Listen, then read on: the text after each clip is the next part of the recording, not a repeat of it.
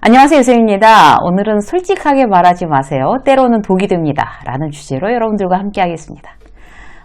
손해보고 싶은 사람이 어디 있겠어요. 근데 자기의 어떤 습관과 태도 때문에 무심결에 손해보는 분들이 의외로 많죠, 사실. 나중에 생각해보면 왜 그때 그랬나. 그런 순간들이 있잖아요. 그러고 싶은 순간들이. 싸울 때 자기 속마음 다 그냥 드러내고, 이러면 나중에 이제 후회한 적 없어요, 혹시? 너무 억울하고 열받아서 이제 울고 비이성적인 어떤 감정을 다 표현하고, 그리고 나서 이제 나중에 대단히 자존심 상하고 이제 그런 경우들이 있죠.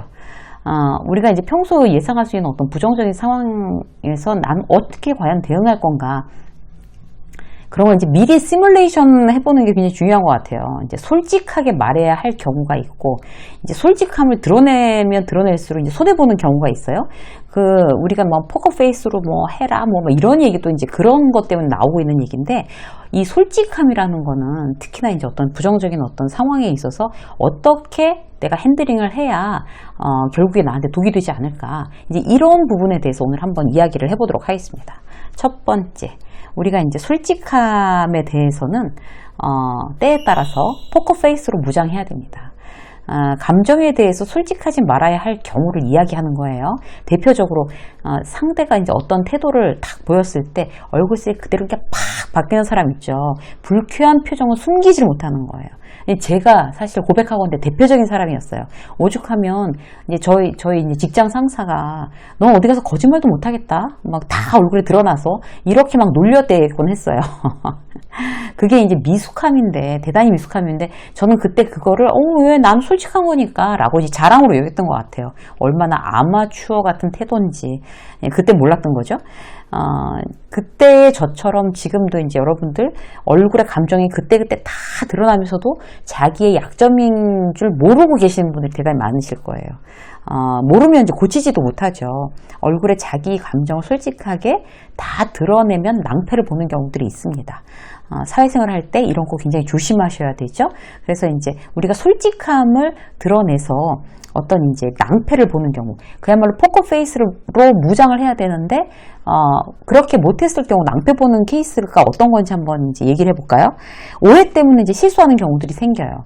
그러니까 후배가 이제 일을 지시했어요. 후배한테 일을 지시했는데, 얘는 평소에는 안 그랬는데 뚱한 얼굴로 대답도 제대로 안 하고 눈도 안 맞추고 그냥 서류를 갖고 가는 거예요. 그래서 저 친구 왜 저래? 그래서 이제 기분 나쁘지만 그냥 참았어요. 30분 있다가 다시 수정할 게 있어서 김 대리 그거 아까 얘기한 거 내가 수정할 게 있어서 다시 한번 와보세요. 이렇게 불렀어요.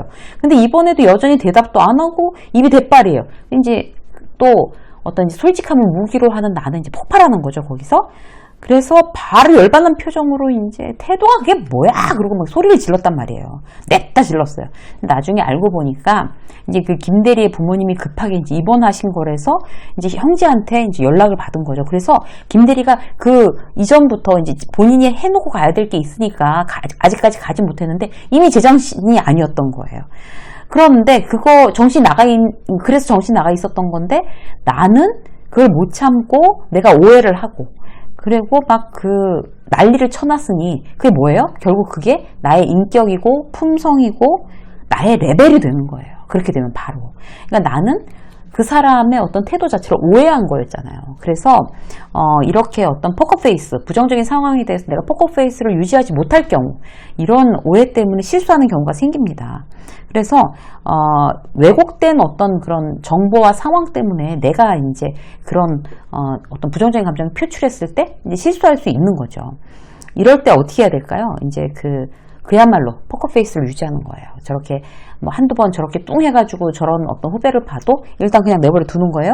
다시 만났을 때 오전에 무슨 일이 있었어? 라고 물어보는 거죠. 그렇게 되면 이제 사실은 이렇습니다 라고 얘기하면 내가 그렇게 실수할 일이 없는 거죠. 기본적으로 어떤 내가 불쾌함을 가졌을 때, 내가 이제 기분 나쁜 일을 가졌을 때 그렇게 일단 기본적으로 사회생활에서는 포커페이스를 유지하는 게 내가 실수할 확률을 확 줄여준다는 거예요. 단 반복되게 무례하게 구는 동료나 또 명백하게 어떤 성희롱적인 이야기를 하는 사람에 있어서는 뭐 그냥 포커페이스 이런 거 절대로 필요 없는 거죠. 차라리 포커페이스를 하는 게 더 문제가 되는 거죠. 그 자리에서 이제 바로 이제 정색을 하고 얘기해 줘야 되는 경우와 그렇지 않은 경우를 여러분들께서 잘 구분해서 일단 이렇게 좀 처신을 하시기를 이제 말씀드리는 거고요. 두 번째, 우리가 포커페이스를 하지 않았을 때의 부작용은 적을 만드는 실수를 만드는 거예요. 적을 만드는. 이제 첫 번째처럼 오해한 건 아니에요. 명백하게 나에 대해서 공격하고 못되게 구는 사람들이 있었어요. 내가 싫어해요. 평소에 왜 주는 것 없이 밉다 이런 사람들도 있잖아요. 회의 시간이 되면 이제 더 극명하게 드러나는 거예요. 내가 원래 싫어하는 사람, 솔직히 감정이 이제 겉으로 이제 다 드러나네. 누가 봐도 김대리 되게 싫어해, 최 과장이. 이렇게 되는 거죠. 그렇게 되면 그걸 이제 겉으로 막 솔직하게, 난 솔직한 사람이니까 막 뭐 싫은 거 싫은 거지 뭐 이러면서 막 드러냈다고 치자고요. 그러면 이제 그게 적을 만드는 거예요. 네 목소리도 듣기 싫어. 그 사람 얘기할 때 막 옆에 다른 사람이랑 회의 시간에 김대리 발표하고 있는데 쟤는 내가 미워하는 애니까 막 옆에 사람이랑 막 얘기하고 막 딴짓하고 막 이렇게 되는 걸 겉으로 다 드러내는 거잖아요. 그렇게 됐을 때는 김대리뿐만 아니라 그 주변 사람들조차 다 적으로 돌려 세우는 겁니다. 저 사람은 왜 저러냐? 저렇게 싫어한다고. 저렇게 솔직한 태도는 모두를 적으로 만들고 나의 상황을 점점 불리하게 만드는 거죠. 내가 상급자인데요, 뭐. 그게 뭐가 무섭겠어요. 후배들을 적으로 돌려 세우는 게 더 무섭습니다. 나한테 도움이 되는 게 그게 과연 뭐가 있을까요? 감정 조절도 못하는 리더로 폄하될 수 있습니다. 그래서 이제 이런 부분들을 굉장히 조심하셔야 되고요. 자, 두 번째. 자, 첫 번째는 이제 포커스 페이스로 무장이었고, 두 번째는 히든 카드로 무장하는 거예요. 사회생활을 하면서 내가 이제 유리한 입장에 서기 위해서 중요한 것들이 굉장히 많은데, 그 중에 하나가 이제 내 패가 있어야 되는 거예요. 내 무기는 뭘까? 내 패는 뭘까? 실력, 문제 해결 능력, 뭐 인맥, 외국어 능력, 뭐 자본, 경험, 전문적인 분야의 노하우 뭐 이런 거잖아요. 결국 내가 원하는 성공을 만드는데 나는 내가 이제 가지고 갈 수 있는 무기가 많아야 되는 거죠. 그런데 그걸 다 솔직하게 전 이런 것도 있고요, 이런 것도 있고요, 다 노출하게 되면 그야말로 전쟁에서 전력을 노출을 하는 거랑 이제 같은 결과를 낳기도 하죠. 그래서 자기 히든 카드는 그야말로 히든 카드로 유지하는 거, 그래야 유리한 경우가 많습니다. 왜 히든 카드로 가져가야 될까요? 왜 다 노출시키면 안 될까요? 그럼 무슨 문제가 생길까요? 첫 번째는요, 어떤 그 히든 카드로 무장하지 않으면 이제 질투나 선입견을 부르는 부작용을 낼 수가 있어요. 솔직하게 저희 아버지가 건물주예요 라고 얘기하는 신입사원에 대해서 어떤 선입견을 갖지 않을까요, 과연? 열심히 할까? 저 친구가 열심히 안 하겠구나. 뭐 이런 거 있잖아요.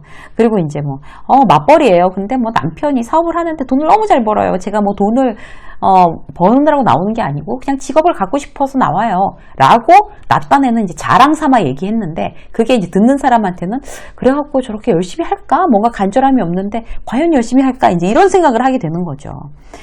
거꾸로 자기가 지금 상황이 아주 안 좋은 상황을 그냥 솔직하게 얘기하는 경우도 있어요. 뭐 집안에 우환이 있다든가 오랫동안 뭐 지병을 앓았다든가 이런 거 솔직히 드러내는 건 어떨까요? 질투의 대상이 되지는 않지만 이 또한 이제 선입견을 낳고 또 나한테 불리하게 작용을 하죠. 뭐 질투를 부르든지 선입견을 부르든지 내가 처음부터 그건 자초하는 일이거든요. 난 솔직한 사람이야 라고 해서 다 꺼내놨다가 이제 그런 걸 자초하는 거죠. 그래서 이런 부분들은 조심해야 될 필요가 있습니다. 자, 내 히든 카드를 다 끄집어냈을 경우에, 솔직하게 끄집어냈을 경우에 또, 어떤 이제, 나한테 불리해지는 게 뭔가 하면, 비호감으로 이미지 메이킹이 될 수 있다는 거예요. 누구랑 얘기할 때 이제, 이렇게 얘기하시는 분들 많죠? 솔직히 말해서, 난 할 말은 해야 돼요. 제가 워낙 성격이 다이렉트라서요. 이렇게 말을 시작하고 막 독설 뿜고 뭐 사람한테 상처 주는 어떤 그런 말을 하고 같은 말인데도 참 기분 나쁘게 말을 한다. 이제 이런 경우가 바로 이 솔직함을 가장해서 무례하게 말을 하는 경우죠. 들으면서 당황하거나 같은 말도 기분 나쁘다. 이렇게 느끼면 말한 사람을 저 사람은 솔직하고 담백해. 이렇게 얘기하는 게 아니라 참 비호감일세. 이렇게 얘기를 한다. 이렇게 판단하는 거죠. 직장 상사가 예를 들어서 이제 좀 이제 뭐 이사님이나 아니면 부장 뭐 이런 사람들이 뭘 잘못해서 일이 틀어졌어요. 근데 이제 후배들은 기본적으로 어떤 그런 어떤 솔직하게 이제 그 얘기에 대해서 자, 직장 상사가 잘못해서 이걸 우리가 수습해야 돼. 너무 속상해. 이렇게 얘기 안 하는 거죠? 그럼 말을 할 수가 없는 상황인 거죠. 그래서 이제 이거 어떻게 수습할 거냐라는 걸 이렇게 막 고심을 하고 있는데 거기서 이제 막 솔직하게 얘기하는 거예요. 막 이게 지금 말이 좋아서 홀딩이지 이거 흐지부지 그냥 넘어가자는 거 아닙니까? 그러면 안 되는 거 아니에요? 이렇게 얘기를 했다고 쳐요. 그럼 거기 있는 사람들이 이제 모두 다 알고 있는 상황이지만 거기 있는 사람들은 어떻게 하면 그 상황을 그렇게 까발려서 얘기를 하는 게 아니라 어떻게 하면 이거를 해결할 건가를 지금 머리를 맞대고 생각을 하고 이야기를 하는 중이잖아요. 그런데 그렇게 이제 어떤 솔직함을 가장해서 난 못 참아 이러고 다 얘기해버릴 거야 라고 했을 경우에 자기 히든카드 하나를 잃어버리는 거예요. 나의 지지하는 사람들. 나를 응원해 줄 만한 사람들을 잃어버리게 되는 거죠. 저 친구는 깊이 생각하고 깊이 생각하면서 이제 신중한 스타일은 아니구나. 그냥 생각한 대로 이게 막 말을 내뱉는 스타일이구나. 이런 이미지를 주니까 비호감 캐릭터가 됩니다. 솔직한 태도와 말 표현에 대해서 어떤 이제 그런 부정적인 결과를 낳는 거에 대해서 오늘 한번 이렇게 정리를 해드렸어요. 분명히 말하지만요. 대부분의 상황에서는 한 거의 80%는 솔직함이 무기가 됩니다. 근데 저 역시 이제 그렇게 살려고 노력을 하는데 솔직한 게 오히려 독이 되는 어떤 사례, 그 나머지 20%에 있다는 거죠. 그렇게 되면 우리가 이제 그런 사례를 미리 알고 준비를 하게 되면 좀 더 신중한 태도, 말 이런 걸로 이제 세상을 살아나갈 수 있는 어떤 힘을 기르게 되는 겁니다. 어떻게 다시 한번 이제 이런 부분에 내가 솔직함이 독이 되는 부분이 이런 게 아니었을까라는 거를 다시 한번 생각해 보는 그런 계기가 되셨으면 좋겠습니다. 유쌤의 직장성 오늘 여기까지 하겠습니다. 고맙습니다.